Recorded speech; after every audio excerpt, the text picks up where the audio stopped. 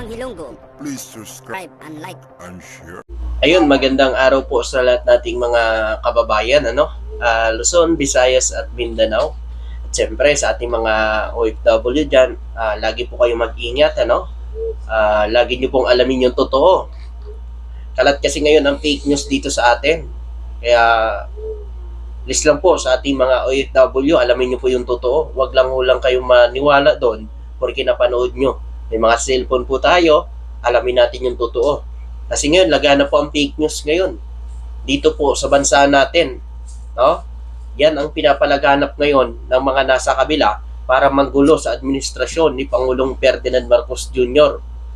Kung ano-ano ang nagsilabasan simula nang naaresto si dating Pangulong Duterte, mga kababayan. So maraming naglabasan ng mga fake news kung ano-ano na lang ang kanilang binabato sa ating administrasyon. 'Di ba?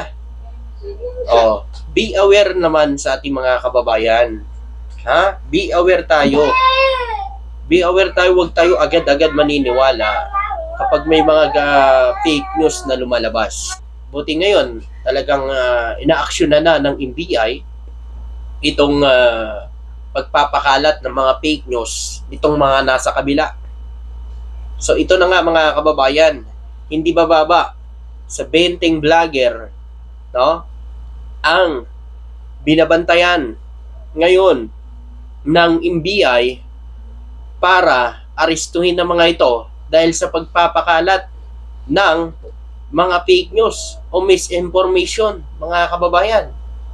So alam nyo naman, ang pagpapakalat ng fake news ay malaking epekto yan sa bansa natin. Yan ay panggugulo sa bansa natin, mga kababayan. 'Di ba? Kaya etong 20 plus na vlogger na ito, ingat kayo. Baka iiyak na naman kayo pag hinuli kayo ng mga kapulisan. Sasabihin nyo na naman, wala ng freedom of speech dito sa bansa natin, sa administrasyon ni Pangulong Ferdinand Marcos Jr. Nakita nyo ba yung dating kay General Torre? Yung ginawan siya ng fake news na nasa ospital. Tapos iiyak-iyak. Umiyak sa social media. Wala na daw freedom of speech, mga kababayan. Alam nyo sa lahat nating mga kababayan, depende po sa ating mga pinapahayag. Katulad niyan, kay General Torre, ginawa nila ang fake news. Siya sabi nila na hospital si General Torre. 'Di ba? Fake news 'yun. 'Di ba? Napakadelikado 'yun, mga kababayan. Lalo na kung may pamilya siya. Isa pa, si First Lady, ginawan din nila ng fake news.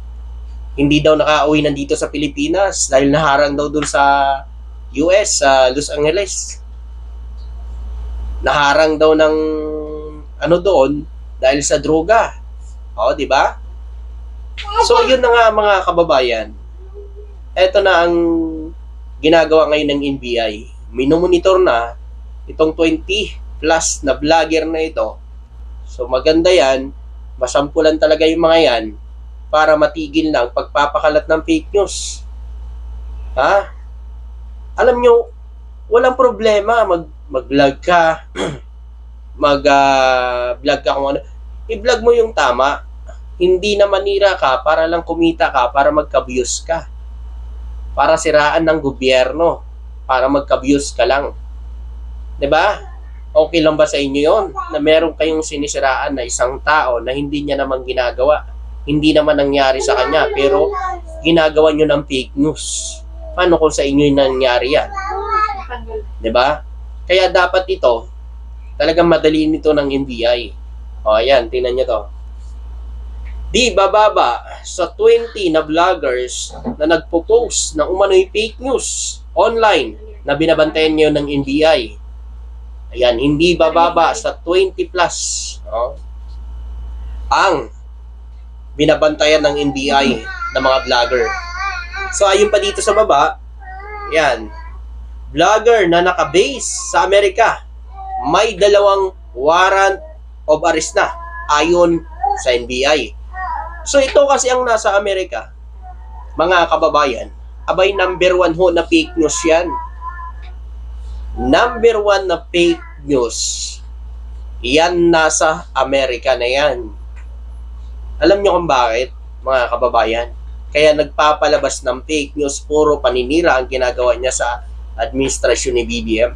Hindi kasi nakatanggap ng posisyon yan sa gobyerno. Dating BBM supporters yan eh.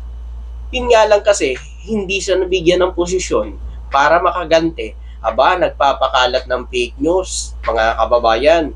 Ang tagal niya nang sinabi yan, na meron daw siya umanong ebidensya na nagpapatunay na gumagamit si BBM o si First Lady. 'Di ba? Meron daw siya umanong ebidensya diyan na ilalabas. Sabi niya nga noong 2024 ba? Meron daw siya ilalabas after December. O, walang nangyari. Fake news. Alam nyo, kawawa kayong mga supporters niya. Kasi alam niyo bakit? Inuuto na lang niya kayo. Inuuto na lang nila kayo. Kasi alam niyo kung bakit? Ang tagal niya nang sinabi na meron siyang ebidensya. Ang dami niyang vlog na marami siyang ebidensya. Pero, bakit ni isa? Wala man lang napatunayan ang sinasabi niya at mga aligasyon at sinasabi niya sa ating administrasyon. Wala man lang sa napatunayan dyan. Diba? Ay kung meron yan, siguro naman, hindi ho sila tanga para hindi gamitin para patalsikin si PBBM.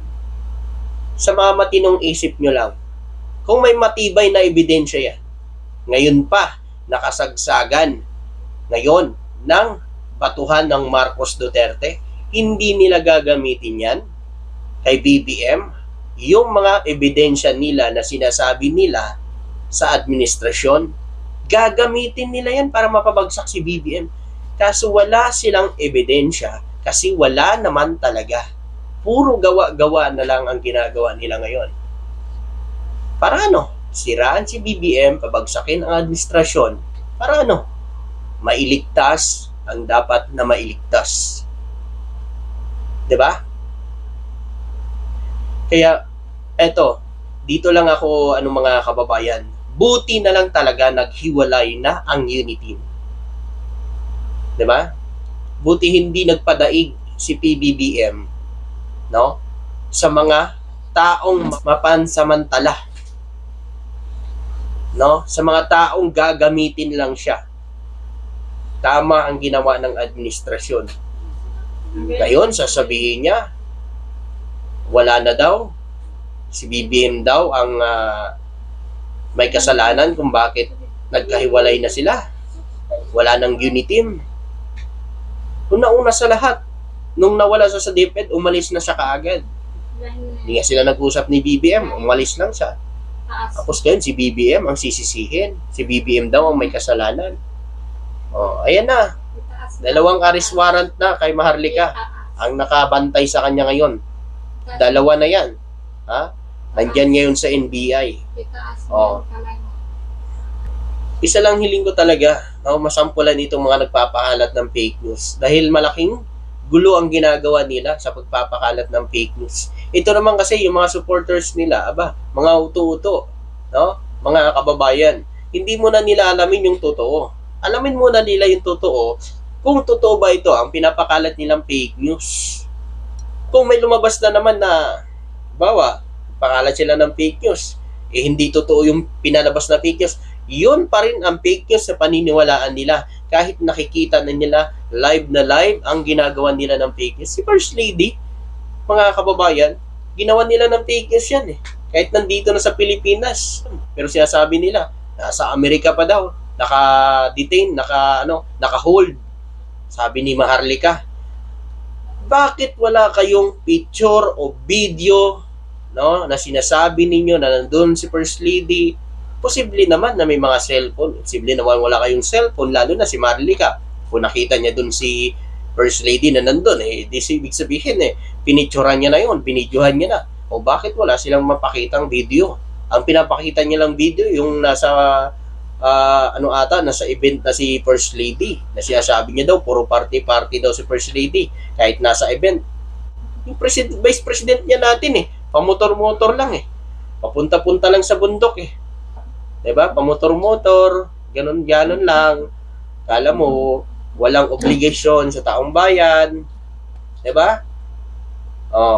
Kaya, ito lang masasabi ko, ingat kayo, no? Baka mamaya sisisihin nyo na naman ang gobyerno sa kagagawa ninyo. Kayo gumagawa ng kalukuhan nyo, kaya dapat lang panagutan nyo to. Huwag kayong iiyak-iyak. Tapos, sasabihin nyo na naman sa mga taong bayan, inaapi kayo ng administrasyon. Bakit? Tama ba yung pinapalabas ninyo? Tama ba yun yung pinapakalat yung fake news? Kaya sa mga kababayan natin, meron pa sa mga kababayan natin naniniwala kahit fake news, mga kababayan. Biruin nyo na lang, no? May nag-post, mga kababayan, na magbalot-balot na daw ang sambayanang Pilipino. Magbalot-balot na daw, mag-ipon na ng mga bigas dahil may mangyayari daw sa Maynila, Metro Maynila. Mga kababayan, biruin nyo yun? Aba, may naniwala ka agad. Bakit? Narinig nyo na ba nag-anunsyo ang gobyerno na meron mangyayari na ganyan? Alam nyo, yung mga yan, manggugulo at manggugulo yan kasi hindi nila matanggap na nasa kamay na ng ICC si dating Pangulong Duterte. Yan talaga ang reality. Hindi nila matanggap. Alam nyo ito lang sa akin. Bakit hindi nyo na lang, no? Hayaan ang batas. Total, naging mambabatas naman yung amo nyo Kung talagang walang kasalanan, hayaan nyo. Manaig ang batas. Diba? Kung walang kasalanan, o di malaya siya. Tsaka, eto pa mga kababayan, no? Ipagdasal nyo. Hindi na tuwing may makikita kayong BBM na nagko-comment, sasabihin nyo, suntukan na lang gusto mo O BBM vlogger dyan, o BBM supporters dyan. Saan ka ba? Suntukan na lang gusto mo. Tama ba yan? Hindi makakatulong yan sa problema ng tatay nyo. Lalala pa ang problema nyo.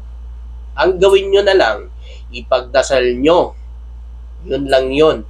Yun nga lang, kanino nyo siya ipagdasal? Minura niya ang Diyos. Kanino niya siya ipagdasal? Ang prayer rally nyo, saan nyo sa pinagdadasal? Siya mismo hindi naniniwala sa Diyos. Minura niya yung Diyos di ba? Parusa na yan sa kanya. Kumbaga, binalik na sa kanya yung kanyang mga sinasabi. Kaya wag yung sabihin nakakarma yun si BBM. Hindi mangyayari yun kasi matino at mabait ang presidente ngayon. Maraming salamat at magandang gabi po sa inyo lahat. Thank you.